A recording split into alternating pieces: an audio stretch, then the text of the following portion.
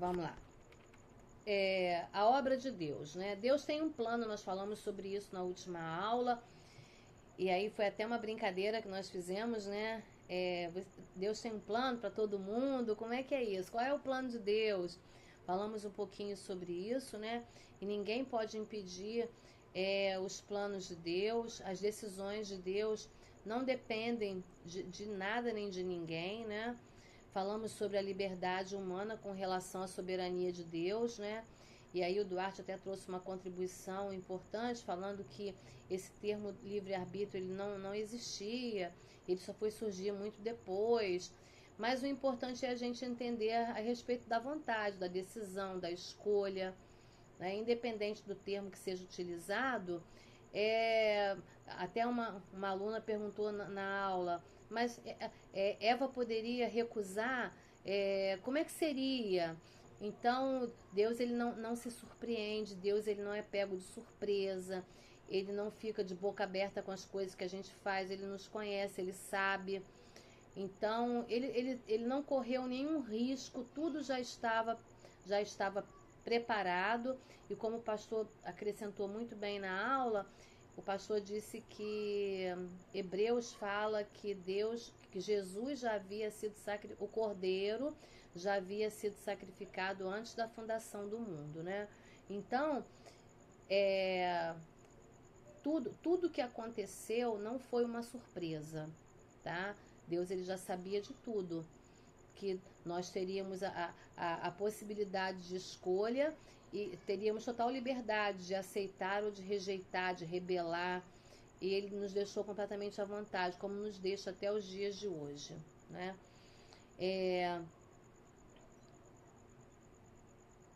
Deus é criador. A criação é um plano de Deus que se torna realidade através de atos poderosos. O Deus provedor, através da sua providência, ele mantém um relacionamento contínuo com o universo que o criou, agindo em favor de toda a sua criação. Nós falamos sobre isso. Falamos no finalzinho da aula sobre o credo de Atanásio, que diz assim: adoramos um Deus em trindade e trindade em unidade, sem confundir as pessoas e sem separar as substâncias. É o que a gente veio falando desde o início, né? São três pessoas distintas, com a mesma natureza, com a mesma essência, mas são pessoas diferentes, cada uma vai cumprir um papel, tá? Cada uma das pessoas da Trindade é Deus, sendo iguais em autoridade, glória e poder, cada uma igual à outra, merecendo o mesmo culto, a mesma devoção, a mesma confiança e a mesma fé. Com relação às obras, vamos lá. Cada uma das pessoas realiza as obras de Deus e assim todas a executam. Nunca nós vamos encontrar mencionado que as três pessoas realizam as obras juntas, e sim, cada uma realiza uma parte como se nenhuma delas tivesse feito, tá? Na criação do universo, eu não vou ficar lendo o texto bíblico, porque tem muito texto, mas vocês vão precisar do texto da Bíblia perto de vocês para vocês fazerem a consulta e fazerem as suas anotações, tá? Na criação do universo, nós vamos perceber no Salmo 102, 25, que o Pai tem um papel definido. Em Colossenses 1,16, nós vemos que na criação do universo, o Filho tem um papel definido. Em Jó 26,13, nós vemos que o Espírito Santo tem um papel definido na criação do universo. Então, tudo no final das contas se combina. Tudo se combina. E é por isso que se chama o Elohim, que é essa diversidade do Deus, tá? Do Deus único e verdadeiro. Na criação do homem, nós vamos ver que Gênesis 2,7, o Pai tem um papel muito bem definido. O Filho, como Colossenses 1,16, ele tem um papel muito bem definido na criação do homem. O Espírito Santo, nós vamos ver que ele tem um papel muito bem definido em Jó 33, versículo 4. Resumindo tudo isso, lá em Eclesiastes 12, 1 e Isaías 54, 5, nós vamos perceber um Criador plural, que é o Elohim. tá? O tempo todo nós vamos perceber esse Deus Elohim, tá? Que não é sozinho, é um Deus trino. Na morte de Cristo, nós vamos perceber no Salmo 22:15 o papel definido e único do Filho.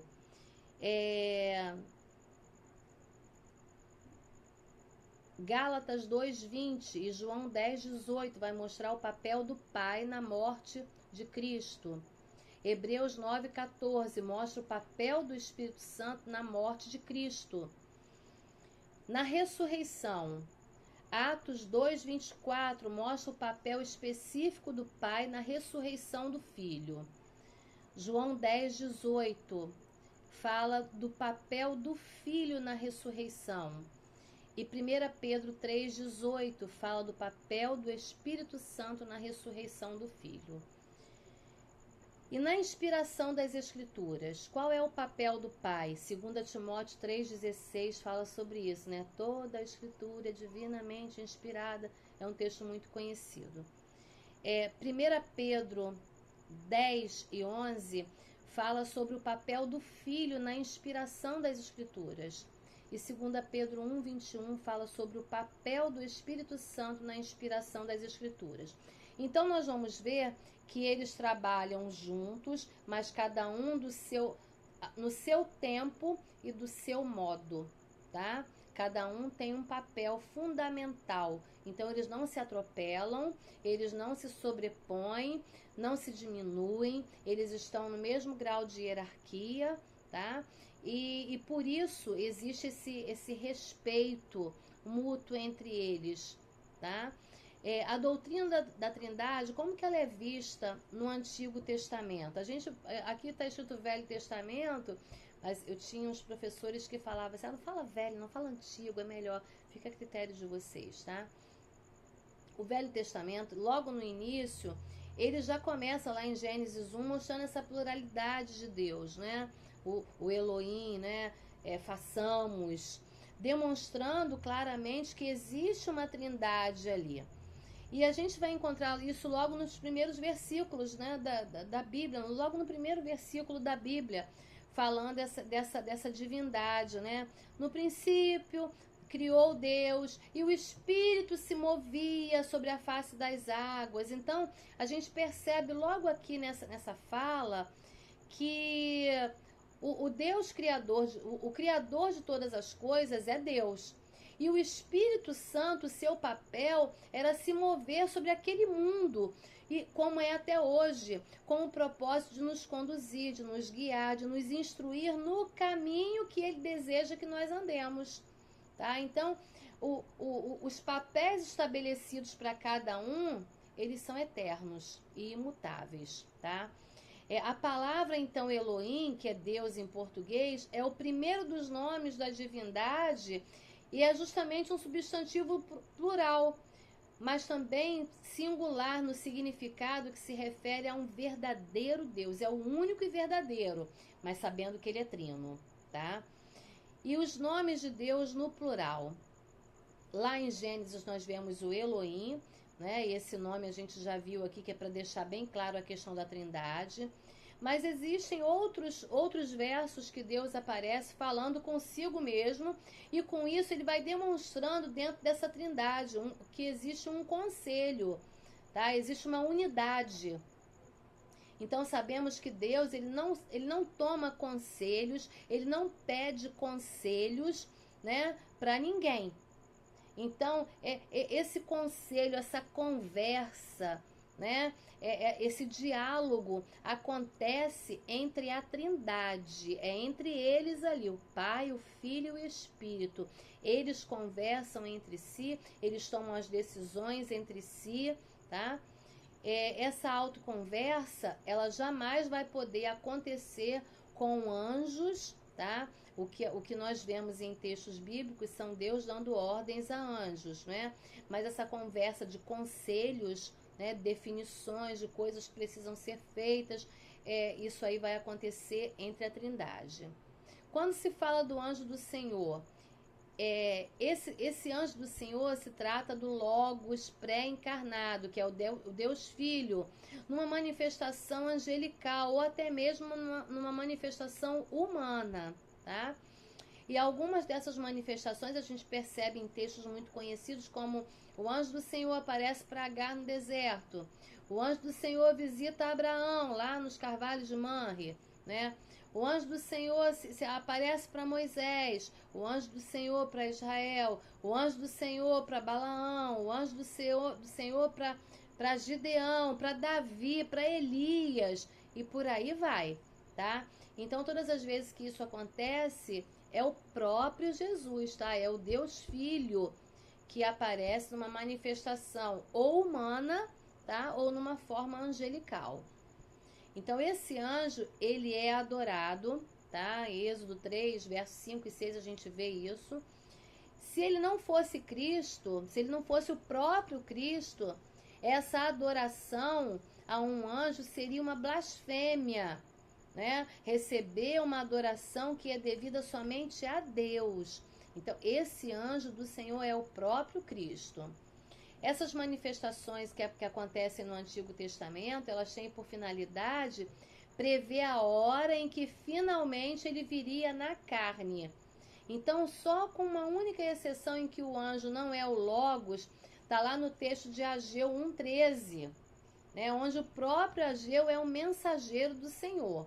Tá? Então, isso é uma exceção.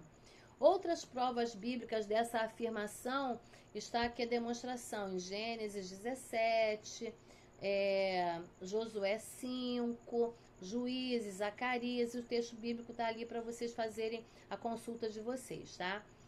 Como é que fica a questão da Trindade no Novo Testamento? No Novo Testamento, a Trindade está muito bem identificada, muito clara para a gente não tem dificuldade de perceber, de entender, e a gente nem questiona, tá? No Novo Testamento não tem isso. Inclusive, algumas pessoas falam assim: eu acredito nas coisas que estão no Novo Testamento, mas não acredito nas coisas que estão no Antigo Testamento. E muito tem a ver com essa questão da Trindade também, tá? Por esse motivo, né, dessa fácil identificação lá no Novo Testamento, ela pode ser facilmente formulada nas passagens que a gente vai dar uma pesquisada agora, tá? Desculpa. Por exemplo, na fórmula batismal, Mateus 28, 19, as instruções de Cristo de batizarem como? Em nome do Pai, do Filho e do Espírito Santo. Essa declaração mostra muito claramente a Trindade, tá? No batismo de Cristo, no batismo do próprio Cristo por João Batista lá no Jordão, em que Jesus não precisava ser batizado porque ele não tinha pecados para arrependimento. Mas ele faz isso para nos dar o exemplo, não é isso? Então, olha, as três pessoas da Trindade são evidenciadas distintamente no seu batismo, lá em Mateus 3, 16 e 17. Como que isso acontece? E aí está Jesus ali nas águas para ser batizado, que é o Filho de Deus, o Deus Filho está ali nas águas sendo batizado por João Batista. E aí vem uma voz do céu dizendo: esse é o meu filho. Então é o Deus Pai falando. E desce sobre Jesus o Espírito Santo em forma de uma pomba. Então ali está a Trindade, o Filho, o Pai e o Espírito Santo, pairando. Ok? Vamos lá. Na bênção apostólica também, as três pessoas são vistas lá em 2 Coríntios 13, 14. Como é que é a bênção apostólica? Que a graça do nosso Senhor, que o amor de Deus e as consolações do Espírito Santo sejam convosco. Amém. Amém. Vocês sabem que eu não canto, mas de vez em quando eu me atrevo, né? Acho lindo. O Filho e o Espírito são Deus. Olha aqui. Juntamente com o próprio Deus, eles formam uma unidade. E isso fica muito claro lá em João 6:27, João 10:30, Atos 5 também, isso fica muito claro pra gente, tá? Pesquisem o texto bíblico. Quais são as principais declarações bíblicas a respeito da Trindade? Em João 1:1, olha aí, nós encontramos uma das maiores provas de que Cristo é Deus. No original grego está escrito assim: e Deus era a palavra. Declarando assim explicitamente para a gente que Cristo é Deus, né? No princípio era o verbo e o verbo era Deus. Então, mostrando para a gente que a riqueza desse material. Eu ia mostrar para vocês um material que eu tenho aqui, mas não está ao alcance das minhas mãos. Depois eu vou tirar a foto e vou mandar para vocês verem, tá? É um material muito bom em grego, que é uma Bíblia, acho que é interlinear que chama. Depois eu vou pegar aqui e vou tirar uma foto para vocês verem. Muito bom, gente, muito bom mesmo. Auxilia muito na hora de fazer as pesquisas, tá? Segunda coisa, nós sabemos que Deus é o Criador das coisas. Só que em João 1:3, em Hebreus 1:2, Colossenses 1:16, nós vemos que Deus é o Criador de todas, Cristo é o Criador de todas as coisas, tá? Então Deus e Jesus, eles são um só, eles são a mesma pessoa. Agora uma prova espetacular. Aqui, terceira coisa, Tomé declara em relação a Cristo, Atos 20:28, Senhor meu e Deus meu. Uma prova espetacular da Trindade. Observe a passagem clássica em Isaías 6. Que texto maravilhoso. Eu estava estudando isso ontem, fiquei apaixonada. Quero até preparar uma mensagem em cima disso, de tão bonito que é. Eu fiquei maravilhada, sabe, de ficar fazendo a leitura desse texto. Fiquei um tempão pensando, me alimentou pra caramba. Peguem depois o texto de Isaías 6, façam a leitura dele com calma, tá? Leiam várias vezes, o conselho de hermenêutica é esse, leiam o mesmo texto 5, 10 vezes, vão fazendo as suas anotações, olhem no texto o que chama a atenção de vocês, para que vocês possam preparar um estudo, um comentário, uma mensagem top. Vamos lá? O ser a quem é dirigido a adoração é o Senhor dos Exércitos, o Pai. Olha aqui. Eu quero ler Isaías 6, acho que vai valer a pena. Quer ver? Eu estava lendo hoje esse texto. Isaías 6. No ano em que morreu o rei Uzias, eu vi também ao Senhor assentado sobre um alto e sublime trono, e a cauda do seu manto enchia o templo. Serafins estavam por cima dele, cada um tinha 6 asas. Com 2 cobriam os rostos, com 2 cobriam os pés, e com 2 voavam. E clamavam uns aos outros, dizendo: Santo, Santo, Santo é o Senhor dos Exércitos, e toda a terra está cheia da sua glória. E os umbrais das portas se moveram à voz do que clamava, e a casa se encheu de fumaça. Então disse eu: ai de mim, pois estou perdido, porque eu sou um homem de lábios impuros e habito no meio de um povo de impuros lábios, e os meus olhos viram o Rei, o Senhor dos Exércitos. Porém, um dos serafins voou para mim, trazendo na sua mão uma brasa viva que tirara do altar com uma tenaz. E na brasa tocou a minha boca e disse: eis que isso tocou os seus lábios, e a sua iniquidade foi tirada, e expiado o seu pecado. Depois disso ouvi a voz do Senhor que dizia: a quem enviarei? E quem há de ir por nós? Então disse eu: eis-me aqui, envia-me a mim. Caramba, é muito bonito esse texto. O restante é lindo, é um texto muito conhecido e muito bonito, muito bonito. Eu acho que pra gente pensar mesmo, tá? Vamos lá. Só que quando a gente compara esse texto de Isaías 6 com João 12, 41, a gente percebe uma referência a essa transação que diz sobre a glória dele, de Cristo. Vamos ver aqui João 12, 41, o que ele está dizendo para a gente poder entender? João 12, 41. João 12, 41 diz assim: Isaías disse isso quando viu a sua glória e falou dele. Apesar de tudo, até muitos dos principais creram nele, mas não o confessavam por causa dos fariseus, para não serem expulsos da sinagoga, porque amavam mais a glória dos homens do que a glória de Deus. E Jesus clamou e disse: Quem crê em mim, não crê em mim, mas naquele que me enviou. E quem me vê a mim, vê aquele que me enviou. Eu sou a luz que vim ao mundo para que todo aquele que crê em mim não pereça nas trevas. E se alguém ouvir as minhas palavras e não crê, eu não o julgo. Porque eu não vim para julgar o mundo, mas para salvar o mundo. Quem me rejeitar a mim e não receber as minhas palavras, já tem quem o julgue. A palavra que tenho pregado, essa o há de julgar até o último dia. Uau! Viu? Então nós temos aqui o filho, cuja glória nessa ocasião o profeta disse ter visto. Então a glória que Isaías vê é a glória do Filho de Deus, tá? A glória do Cristo manifesta. Então é isso que Isaías vê. Quando a gente vê lá em Atos 28, 25, diz também que havia a presença do Espírito Santo.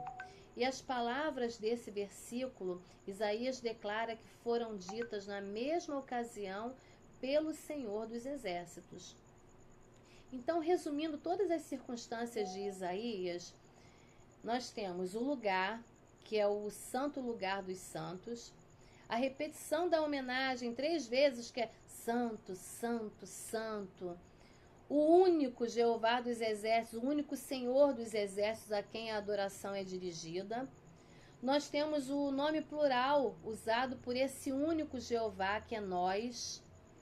Nós temos a declaração do evangelista de que nessa ocasião Isaías viu a glória do próprio Cristo. Nós temos a declaração de Paulo que o Senhor dos Exércitos que falou nessa ocasião era o Espírito Santo. E a conclusão não parece desprovida da mais poderosa autoridade, tanto circunstancial quanto declaratória, que a adoração santo, santo, santo refere-se à Trindade, na essência do Senhor dos Exércitos. Santo é o Deus Pai, santo é o Deus Filho, santo é o Espírito Santo, santo, santo, santo, na pessoa de um único Deus, o Senhor dos Exércitos. De acordo com isso, lá em Apocalipse, o Cordeiro está em associação com o Pai. Então, ele sofre ou é objeto de igual homenagem e louvor dos santos e dos anjos. Essa cena que está lá em Isaías, ela vai ser transferida para o capítulo 4, versículo 8, lá em Apocalipse, que diz assim: e as criaturas viventes, que eram os serafins lá do profeta, eles são ouvidos na mesma melodia, com a mesma repetição de santo, santo, santo é o Senhor Deus Todo-Poderoso, aquele que era, aquele que é e aquele que há de vir. Então essa mesma adoração que a gente vê lá em Isaías, né, a Trindade na pessoa de um único Senhor, ela acontece lá em Apocalipse, uma adoração à Trindade na pessoa de um único Deus. Uau, isso é muito bom. Vamos lá? Aí quando a gente vai, nós estamos acabando, tá? Uma outra passagem, Gênesis 48, 15 e 16, nós temos também nas palavras de Jacó a menção de 3 pessoas distintas. Gênesis 48, vou dar uma lida aqui para vocês, rapidinho, tá? Gênesis 48. Aí ele vai dizer assim, verso 15 e 16, ó. E abençoou a José e disse: o Deus em cuja presença andaram os meus pais Abraão e Isaque, o Deus que me sustentou desde que eu nasci até esse dia, o anjo que me livrou de todo mal, abençoe esses rapazes e seja chamado neles o meu nome e o nome de meus pais Abraão e Isaque, e multiplique-se como peixes em multidão no meio da terra. Vamos lá. Temos nas palavras de Jacó a menção de 3 pessoas distintas. Primeiro, o Deus em cuja presença andaram os meus pais. Segundo, o anjo que tem me livrado. Então, nós temos aqui pelo menos 2 pessoas. E mais adiante, nós temos o Deus que me sustentou. Olha aí. Esse último aqui, o Deus que me sustentou, sem dúvida se distingue do anjo e também do Deus diante do qual seus pais andaram.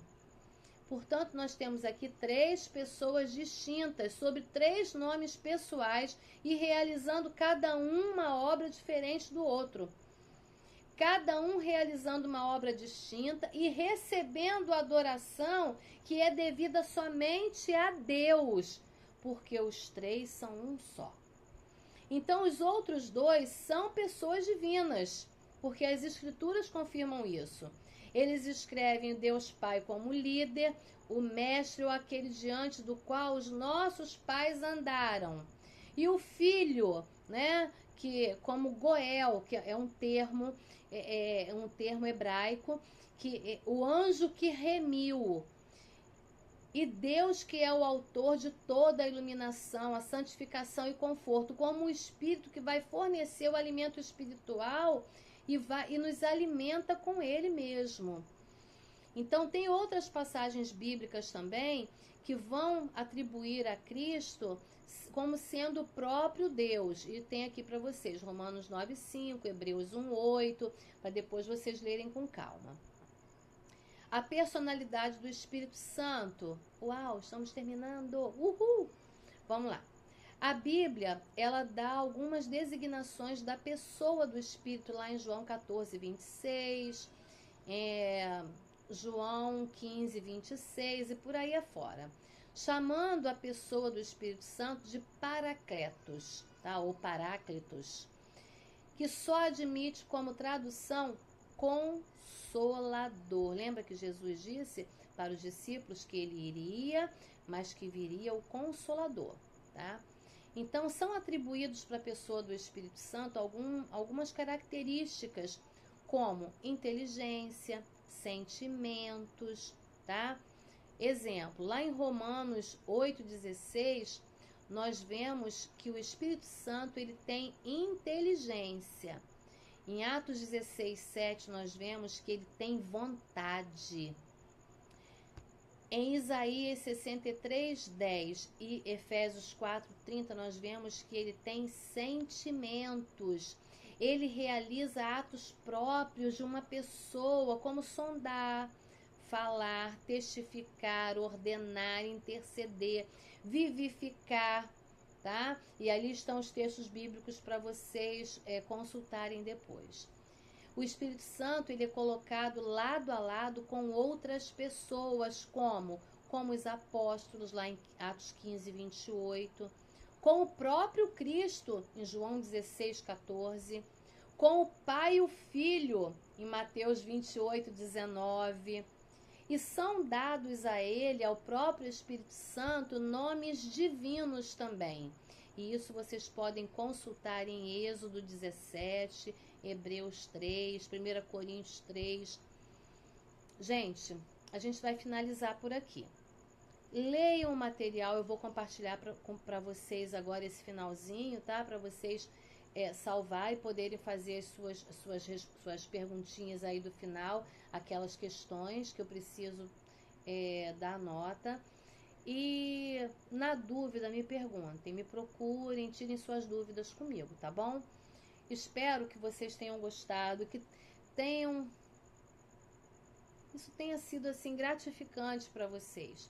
Tenha respondido suas perguntas, tirado suas dúvidas, qualquer coisa me chama, tá? Fiquem com Deus, foi um grande prazer estar com vocês, conhecê-los ensinar e aprender com vocês. Foi muito bom mesmo. Muito obrigado por tudo, viu? Obrigado pela paciência, obrigado pela generosidade, pelo carinho de vocês. Eu e o Carlão amamos estar com vocês, amamos conhecer esse lugar, essa casa, amamos ver a organização de vocês, o cuidado de vocês com o curso, com o material. Muito obrigada por tudo, viu? Que vocês sejam incentivados todos os dias pelo Espírito Santo, que vocês tenham sede, tenham vontade mesmo de aprender cada dia mais, e que desse grupo aí nós possamos colher bons frutos, bons professores, bons líderes, bons mestres, bons obreiros, tá? Para a glória de Deus. Amém? Fiquem na paz, que Deus abençoe grande e poderosamente todos vocês. Abraço em todos.